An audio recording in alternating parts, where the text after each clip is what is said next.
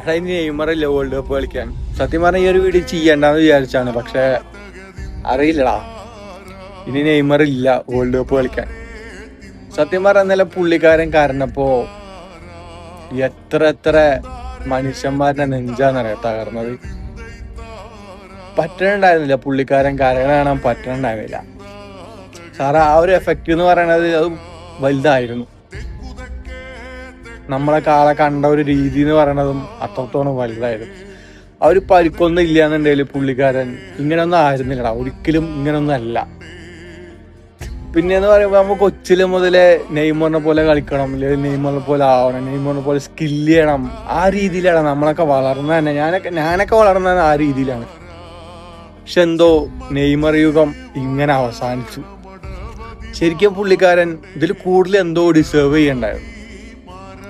ഉറപ്പായിട്ടും ഇതിൽ കൂടുതൽ എന്തോ ഡിസേർവ് ചെയ്യണ്ടായിരുന്നു. ഇത്രയും നിർഭാഗ്യമായിട്ടുള്ള ഒരു മനുഷ്യനെ ഞാൻ ജീവിതത്തിൽ ഇതുവരെ ഞാൻ കണ്ടിട്ടില്ല.